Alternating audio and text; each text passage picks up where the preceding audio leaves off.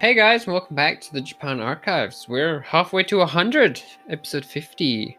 And today we're gonna do the world's oldest companies, as was promised. How are you today, Heather? I'm like, what am I going to say besides it's really hot?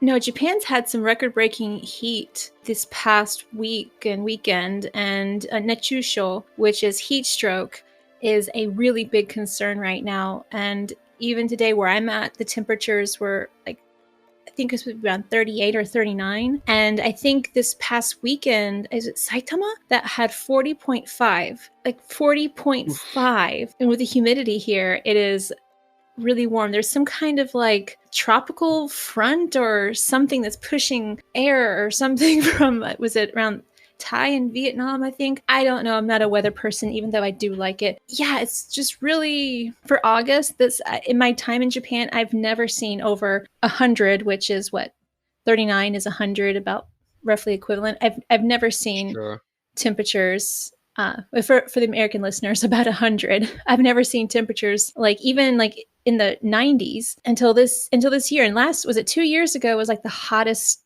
summer in Tokyo's history for like several years, but or maybe each actually even ever. But this year, I think it might break some more records. So it's just it's really unusual weather right now. So how are you? I'm pretty excited. I'm gonna go on a road trip tomorrow with Tessa. Oh, where are you going? Well, we've actually mentioned this place before. And a few little callbacks. We're going to drive to Tochigi and we're gonna go to Nikko Shrine, Toshogu. Oh, that sounds amazing. The one with the carving of the three monkeys from our Worms That Speak to Tente. Gosh, that's so exciting. I can't wait to see the pictures. Pictures. We'll take lots of pictures for you, and they'll go up on the Instagrams for our listeners and everyone. Now, I'm going to start with a poem. And this poem is from, because we can never get away from him, Basho. Oh. So let me read you the Japanese before we start. Kyo nite mo, kyo natsukashi ya, hototo gisu. It's reminiscing about, yeah, reminiscing. There's words that I feel like I know, and once you tell me, I'll go, oh yeah, but I can't get them. There's also words in here that are definitely, they have been shortened to fit the 575. And in this context, the kyo is being used for Kyoto. Yep. So I would not pick up on that one, not at my current level. So the translation in this book that I have goes, though I am in Kyoto, I miss Kyoto. Cry of the cuckoo. And I wanted to start with this poem because it was Basho's way of saying that even though I'm in the city that I love, it's changed so much I can barely recognize it. He longs for the old Kyoto, which I thought was a nice way of starting off this episode, because we're harkening back to companies that still exist in their original forms, a lot of these, but they're now trapped in the confines of modern day cities. So, in the world, Heather, there exists 67 companies that have survived since before 1300 AD. And out of those 67, 34% of them are found in Japan. And these are the companies that I want to dive into today. Now, I won't dive into every single one of them. Some of them do fit into the same category, like hotels or construction companies. So the companies that there are several of the same type, I've chosen the one that is the oldest out of all of them. And so that means today we're going to talk about 10 different companies. The first one is called Kongo Gumi. So we're going to start off with the very oldest company. And this isn't just the oldest company in Japan, it's actually the oldest company in the entire world and has been around since 578 AD. Now, this company is headquartered in the Osaka area. Makes sense, yeah. And was founded by a man known as Shigemitsu Kongo.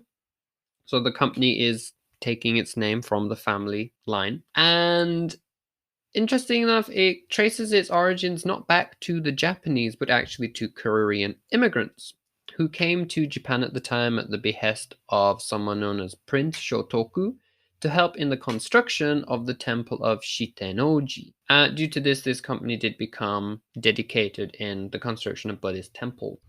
Now, we know of everyone who is descended from this man, as we have a 3-meter long scroll dating back to the 17th century, which traces back the lineage of this family, as well as the company. Wow. Now, like I said, throughout time, they have specialized in the building of Buddhist temples. However, by 2006, so after all of this time, they did find themselves falling on hard times. And I found as well, at this point, they were only hiring around 100 people for their company. Unfortunately, they did go into liquidation, being bought out by a company known as the Kamatsu Construction Group. So in essence, we can still say that this company does exist to this day. However, I'm going to let you decide for yourself whether you would still class it as the world's oldest company. It did liquidate its assets and it was bought out.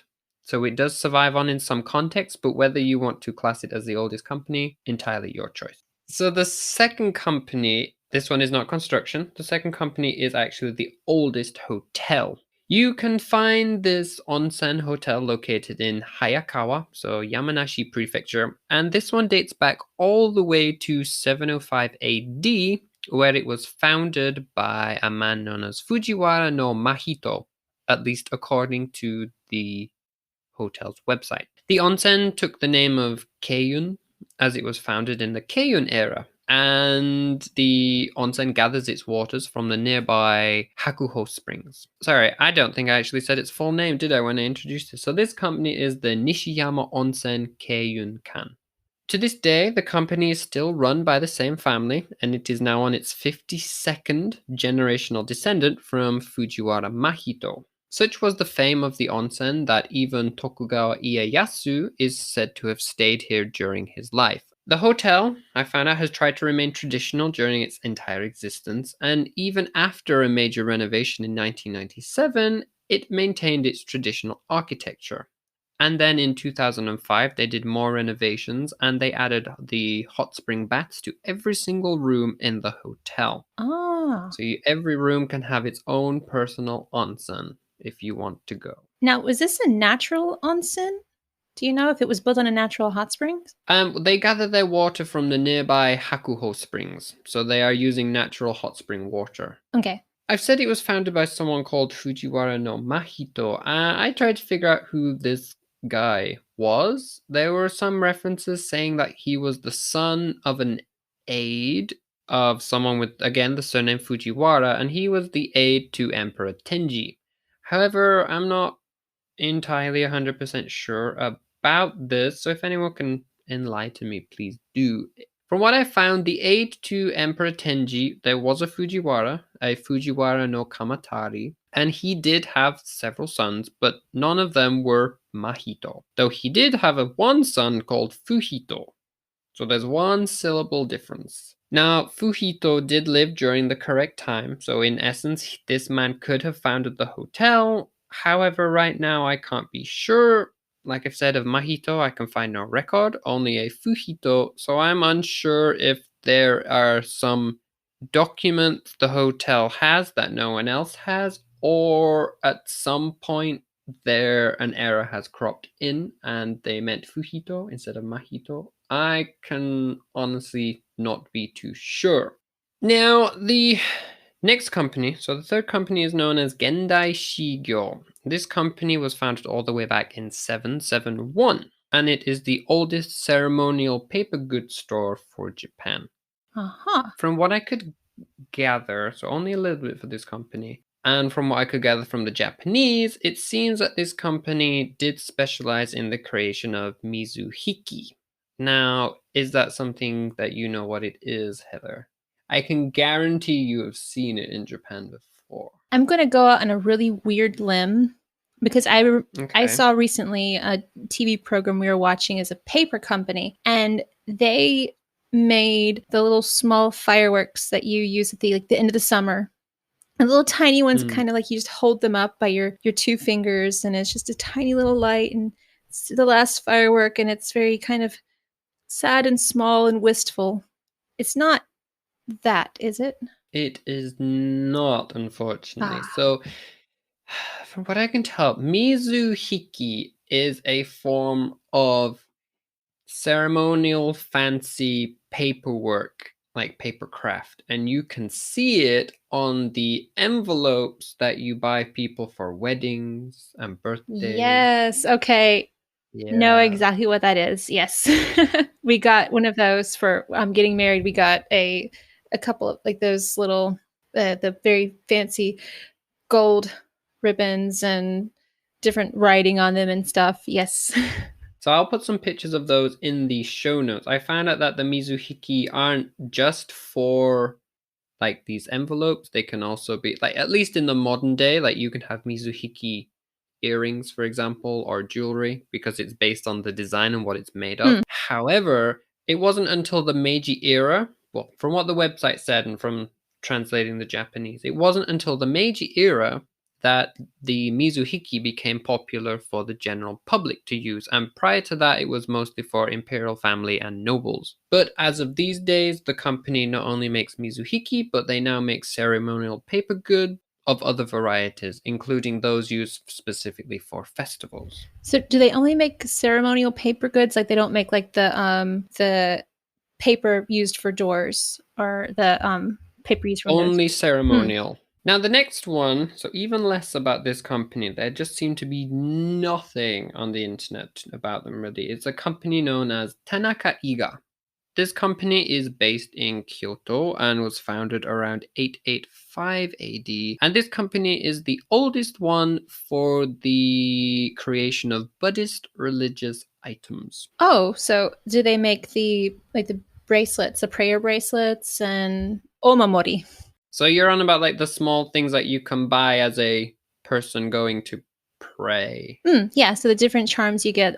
Doing an image search to see what comes up, Mm, it's not coming up with charms and things per se. It seems to be more like the bigger items, like Buddhist goods for temples. mm. So you have like the pedestals, the altar things, as well as the Vajra, which we've talked about before, like the weird trident Ah, yeah, things that the deities hold. They seem to make the bigger items, not necessarily the smaller ones. charms.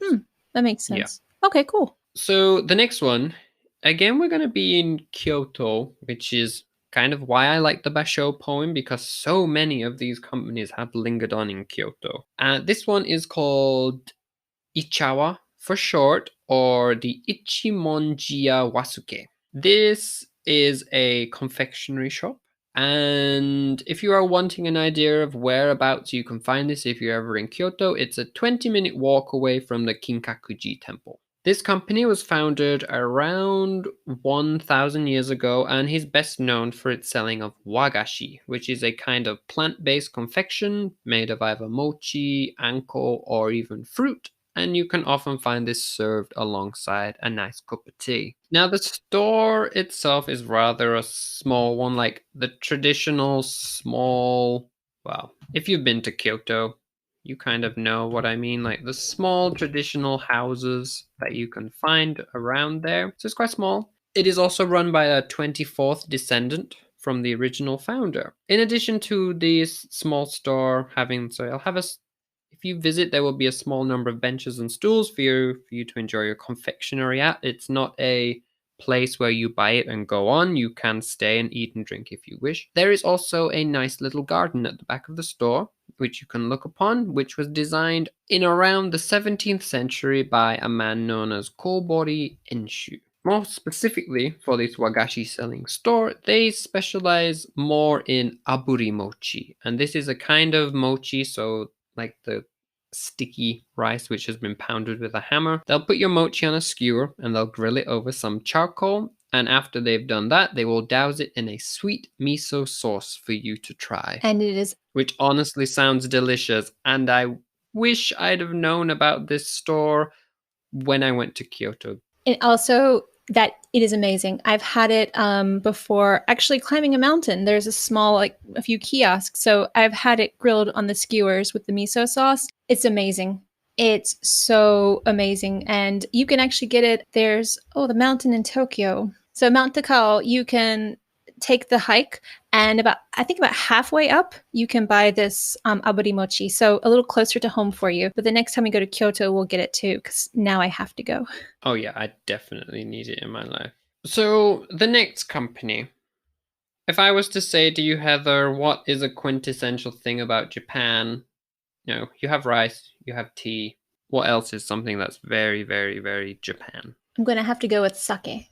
Good guess. So the next company is known as Sudo Honke, and it is a sake brewery. Now, this company has been around since at least 1184. Some websites say that is when it is founded, but from news articles I've read, that there's a potential, I feel, for it to have been founded earlier than that. In essence, that is because the brewery site itself have a talisman dating back to 1184, which states that they were making sake at the time. So whether that was the first year they started making it, or whether it was a talisman made after they had begun, we can't be too sure.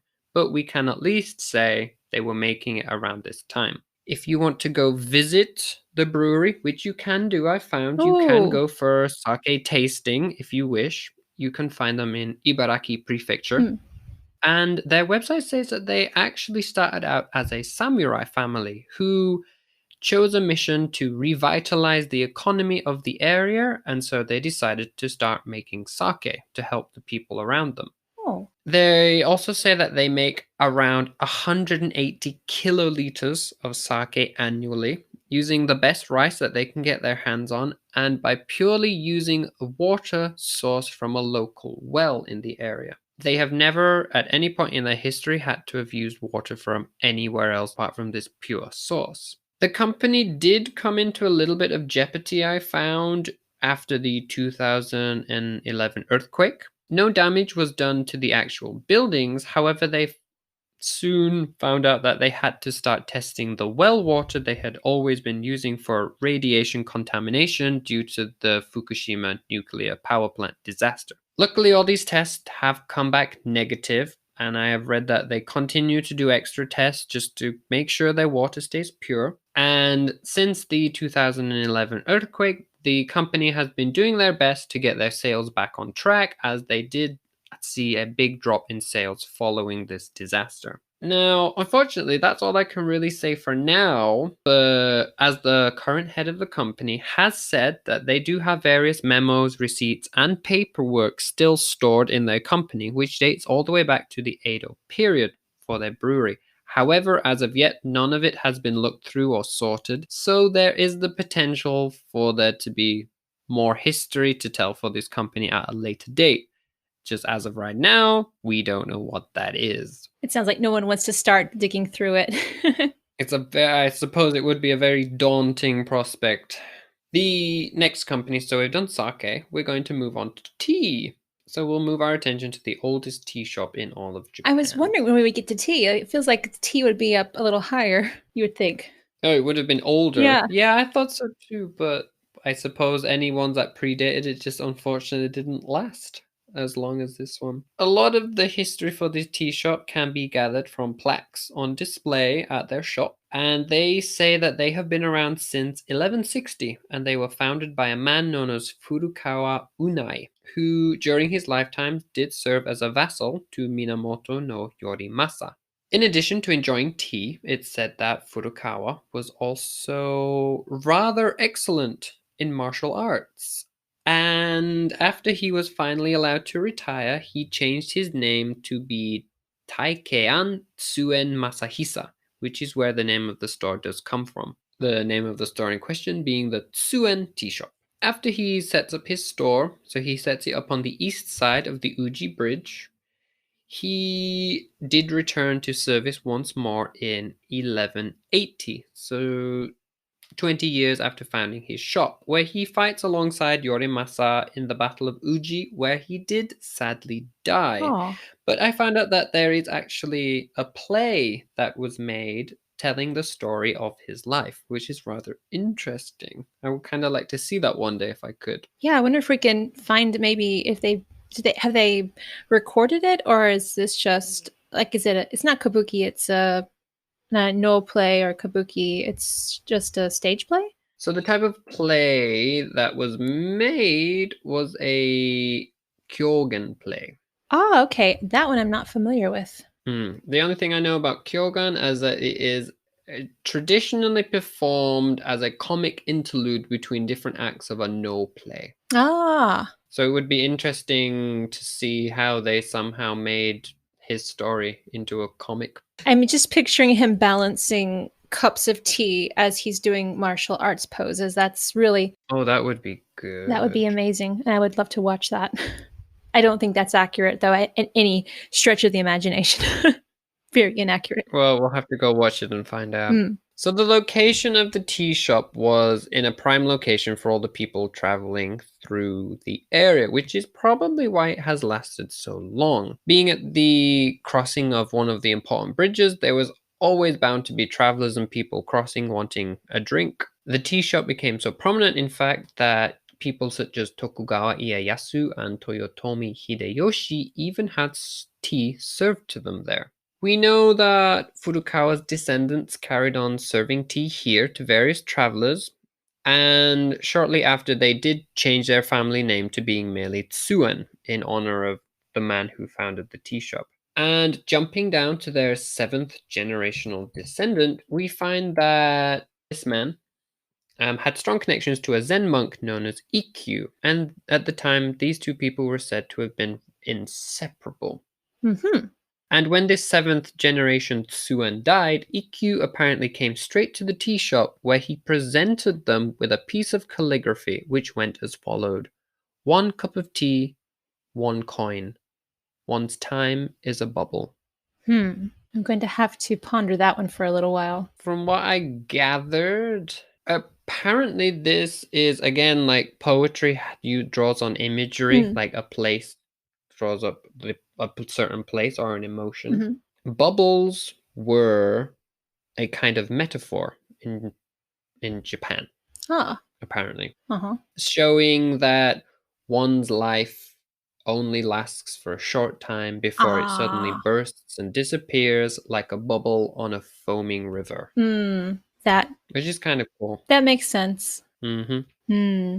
And so, staying with Suan Tea still, we're going to move to the next generation. So, the eighth generation, Suan, he managed to become the chief tea master to the shogun, Ashikaga Yoshimasa, which again, I suppose, goes to show the fame and prestige that the tea shop had gathered over the years. And the 10th and 11th generation Suens, also in addition to running their tea shop, they actually served as masters of the crossing of the Uji Bridge. So I suppose they oversaw who was allowed and not allowed to cross the bridge at the time. They as well earned the trust of Toyotomi Hideyoshi during his lifetime, and they were even permitted to provide the Lord with tea. To make this tea, it said that they gathered water from the Uji River in buckets, and these buckets are said to still survive to this day somewhere inside the shop and have been preserved by them ever since. Wow. Outside of the store, apparently you can find many different jars of tea which span back hundreds and hundreds of years, and in addition to this, there is actually a statue to the first Tsuen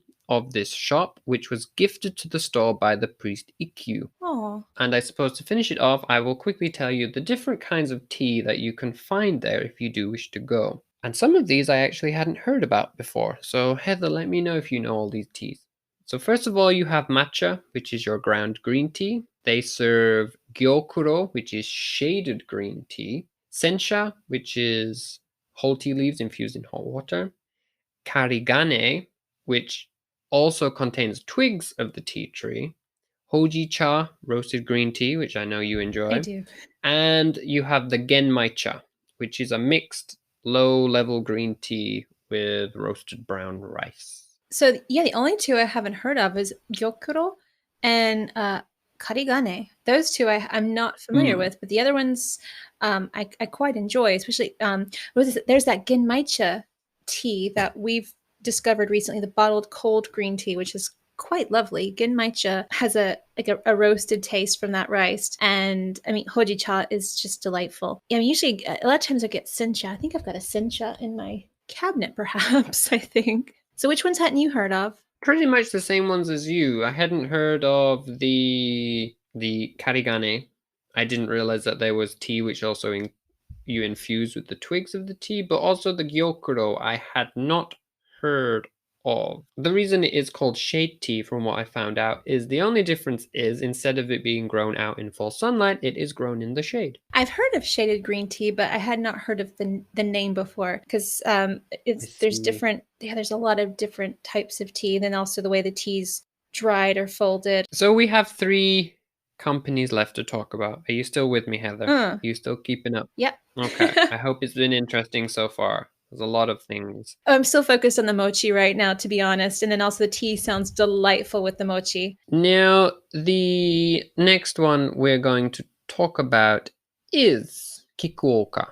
And Kikuoka specializes in traditional herbal remedies. So we're harkening back to, hospital checkup bonus episode where we talked Ah. about the original medicine usage. So it was more like Chinese medicine beliefs. Kikuoka can be found in the city of Nara, again close to the old capital of Kyoto, which is probably why it's survived for so long. Like I said, the current installment of this shop deals with the traditional Japanese Chinese medicines, and the store has been around since 1184, currently run by the 24th generation of the same family. From what I can tell, it appears the Kikuoka family was originally from an area known as Fujiwara, and that their family has always had a long desire to care for the sick people of Japan. If you do go, you'll be fortunate enough in that they have made various attempts at catering for English speakers. So if you wish to go and get some traditional Japanese medicine, you can do.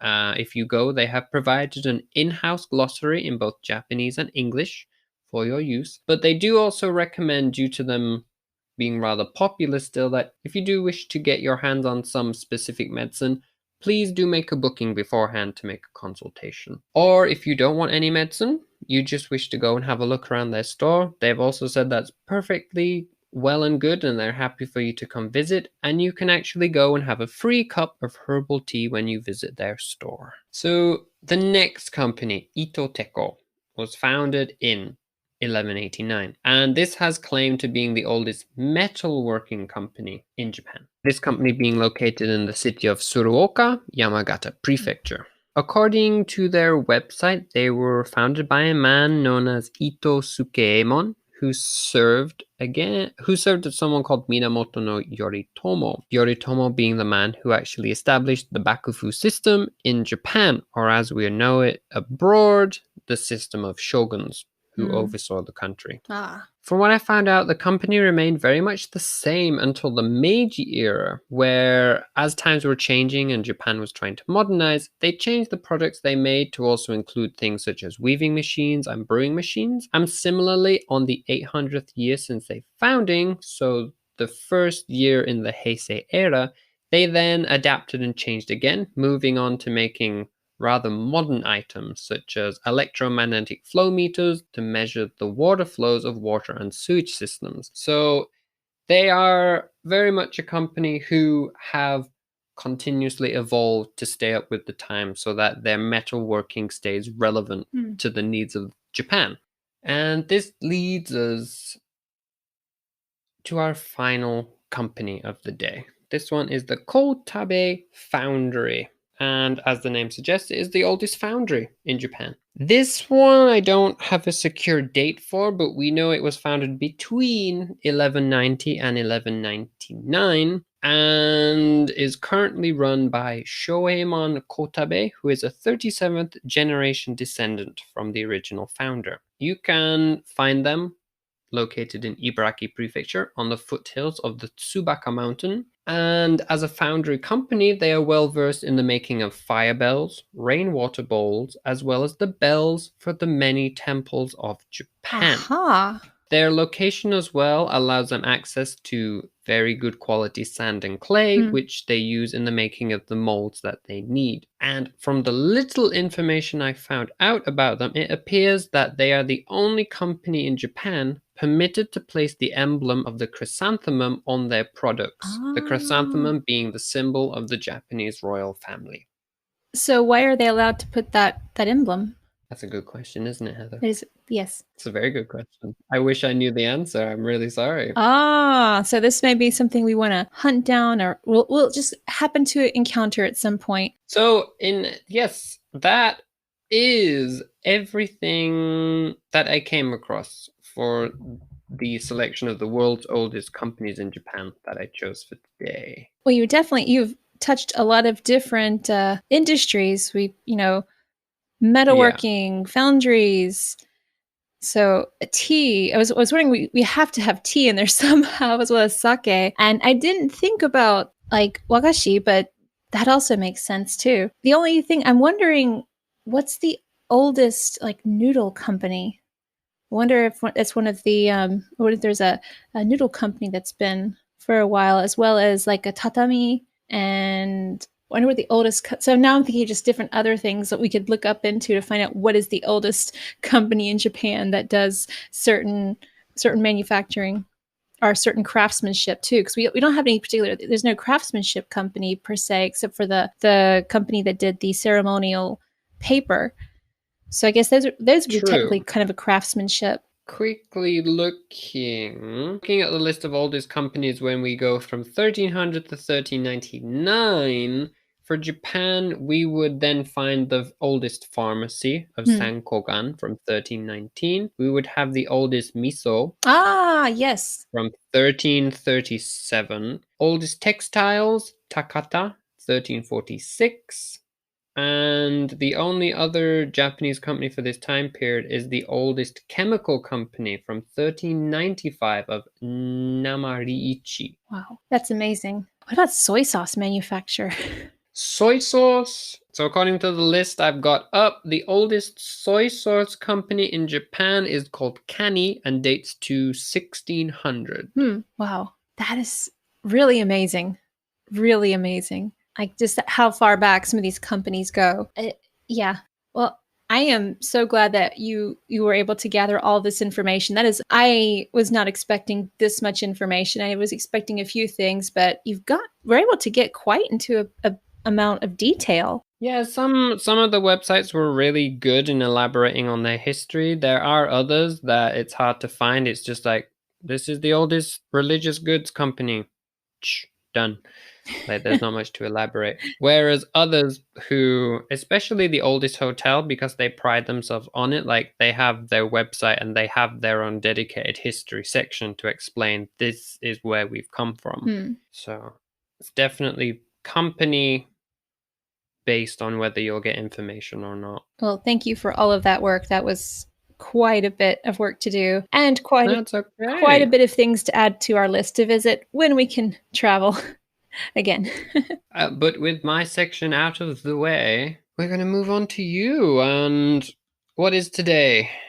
Poem or a song or a proverb or Today a is little jig? oh, that would be fun, but I don't think that the audio format would translate to me dancing. Plus, I don't think you really want to see that. It might be entertaining, but I don't want to be laughed at. So today's a kotazawa. So another proverb. It is indeed. And interestingly enough, I found this proverb when I was researching the poem last week about the cicadas. Okay. So I was trying to work on my translation, and this is one of the things that popped up. So today's source actually comes from Japanese dictionary, jisho.org. So I'm going to include the link. And if you don't use this online dictionary, you definitely need to use it if you are studying Japanese. It's really good. It's a really nice dictionary, has a lot of information, uses kanji in context in sentences, and it has both the kanji and the furigana, which is the small hiragana on top of the kanji, so you can practice your kanji. Also, Okay. they're not a sponsor. I just really like them. So I'm going to read this for you. And if you are ready with your pencil and paper or your calligraphy pen or your brush, whichever you feel inspired to use today, I will read it. I have my Muji pen for today. Delightful. Muji is delightful. Naku semi yorimo, nakame hotaru ga mi o kozasu. I want to say Naku Semi. Well, Naku is kind of crying, and Semi we talked about is cicadas. So I want to say that in It's not like crying tears, but it's more like they're crying out with their noise. Yes, yes. Okay. Yorimo, I want to say that yori is nighttime. Yorimo, not yoru. Yorimo. Yorimo. Then I'm not sure. The next bit, nakame hotaru. We've talked about hotaru before, and that would be fireflies.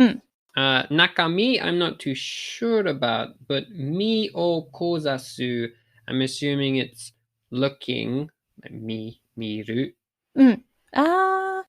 Kozasu, I'm not sure what that word is. So there's some crying cicadas, there's a firefly, yeah. So you definitely got the crying cicada, and you've got the firefly, and yeah, so the kogasu is to burn, to scorch. This kanji for me is like body or oneself or one's place or position.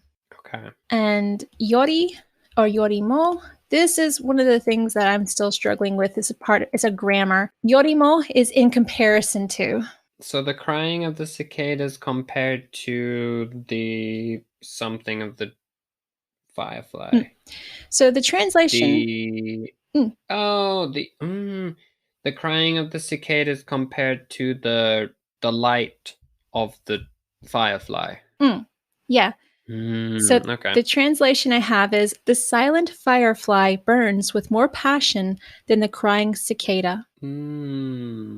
Okay. That's interesting. So I'm trying to think of I feel like I know there's a similar proverb that we have in English, but I'm honestly drawing a blank at the moment. But I feel like we do have something that is similar to this. So what do you think that interpretation means? I'll ask you. To me, it's a kind of a proverb about, it's a weird analogy, but like slow and steady wins the race. Purely because like the firefly who is silent and just doing its thing in the background is getting its job done, as opposed to the cicada who's like, look at me, who wants the attention. Yeah, that's how I was feeling the interpretation as well. So yeah, not like the ant and the grasshopper. I think that's a little bit different analogy. So the industrious ant and the lazy grasshopper, that's quite a different insect metaphor, insect proverb, I guess. If anyone's listening, if you hear this and you go, it's this proverb, please share it with us. We would love to hear it. Definitely. Well, thank you for the proverb today. You are very welcome. It's been a while, Heather, since we did a book recommendation, so I'm going to quickly do one today, if that's all right with you. Absolutely. Okay, so the book I've got today, this book it's the 2005 version of this, and it's called Old Kyoto, A Guide to Traditional Shops, Restaurants, and Inns by Diane Durston. It's a very interesting book. Like I said, it's the 2005 version, so some of the things in here is as it is a guide to Old Kyoto. Some of the stores have now gone, but most do still survive. This was a good source of information for one of the companies on today's episode, and I just wanted to recommend it because I feel that if you are coming to Kyoto, it would definitely serve you as a very good guide to the traditional elements of Kyoto that you might not necessarily see advertised or know about unless you had the book. So that's my very quick recommendation for people for today. So yes, that is everything for me today, Heather. I don't know if you have anything else to say. Have we decided what next week is? No. Oh my god, we haven't. We have not decided. Maybe I could do a fairy tale. A fairy tale would be really great. I recommend. Kintaro. Sounds great to me. Until then, that's everything from me. What about you, Heather? Everything from me, I think. All right then, guys. Thank you again for tuning in this week, and we'll speak to you next time. Mata ne. 皆さん気をつけて。またね。